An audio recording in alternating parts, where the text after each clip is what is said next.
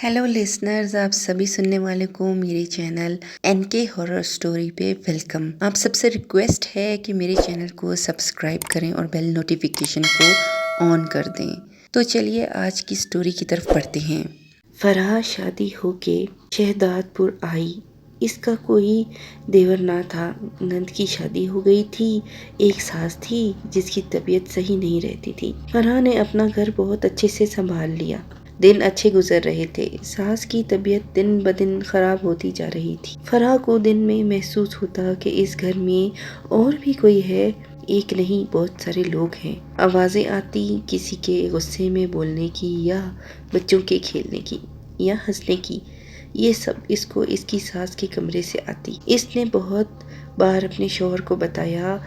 इसने बोला कि होती हैं चीजें, मसला नहीं, तुम डरो नहीं, बस दरगुजर किया करो। फराह समझ गई कि यहाँ असरात हैं और अब थोड़ी डरी डरी सी रहती थी। एक दिन दोपहर को फराह की सास की तबीयत ज़्यादा ख़राब हुई और इसका इंतकाल हो गया। फराह बहुत डर गई और मोहल्ले में से सबको बुलाकर ले आई।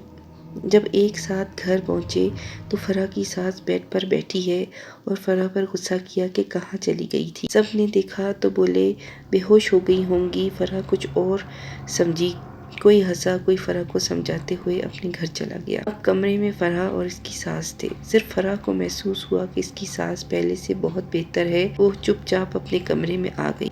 वो दिन गुजर गया। दूसरा दिन हो गया। फराह की सास ने खाना नहीं खाया। वो जब खाना लेकर जाती, इसकी सास बोलती चली जाओ, मुझे अकेला छोड़ दो। पहले इसकी सास कमरे में लाइट जलाकर सोती थी। अब ज्यादातर अंधेरे में अकेले रहती है। कोई जाने जाए तो गुस्सा होती है, इस कमरे से निकाल देती है। जब 3 दिन गुजर गए तो फराह ने अपने शौहर से बोला कि अम्मी को खाना खिला दो, फिर काम पर चली जाना। इसके शौहर ने बोला ठीक है। वो जब कमरे में गया, फराह इसके पीछे थी। फराह की सास गुस्से से शोर करने लगी, पर बेटे ने जब लाइट जलाई तो देखा कि कमरे की दीवार पर ऐसा हाल है जैसे किसी ने चाट चाट कर मिट्टी खाई हो। इसने अपनी माँ से पूछा तो माँ लिहाफ ओढ़ के लेट गई, कुछ बात नहीं की। वो लोग कमरे से निकल के बाहर आए।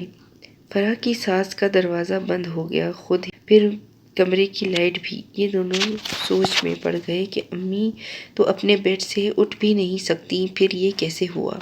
आज फराह का शौहर काम पर नहीं गया। सारा दिन ये दोनों सोचते रहे कि ये क्या हो रहा है। फिर फराह ने इस दिन का बताया कि मेरे सामने अम्मी की सांस और दिल बंद हो गया था। इसके शौहर ने ये बात नहीं मानी। फिर दोनों ने ये फैसला किया कि रिश्तेदारों और बहन को बुलाया जाए। एक एक करके सब आना शुरू हुए। भी अम्मी के कमरे का दरवाजा खोलने की कोशिश करते, कमरा बंद मिलता। अंदर से आवाज आती कि मैं आराम कर रही हूँ, बाद में आना। दूसरा दिन आ गया। सबने फैसला किया कि दरवाजा तोड़ देते हैं। बहुत ही मुश्किल से दरवाजा तोड़ा तो क्या देखते हैं कि दीवारों के बड़े बड़े सुराख, जैसे अम्मी ने दीवारों को खाया हो, गड्ढे बना दिए थे बड़े बड़े।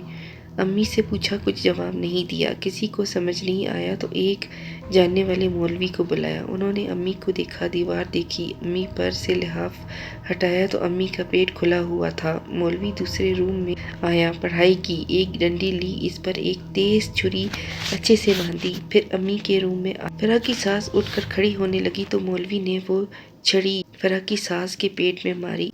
फराह की सास लेट गई, पर एक हवा कमरे में घूमती रही। जितने लोग, सबके सर में दर्द रहा। खैर, फराह की सास की तदफीन कर दी गई। मौलवी ने बताया कि जब इंतकाल हुआ तो मुर्दे को अकेला पाकर असरात इसमें दाखिल हो गए थे। इसके बाद इन लोगों ने वो घर 2 महीने में ही छोड़ दिया और ठट्टा शिफ्ट हो गए। आज भी वो घर खाली है।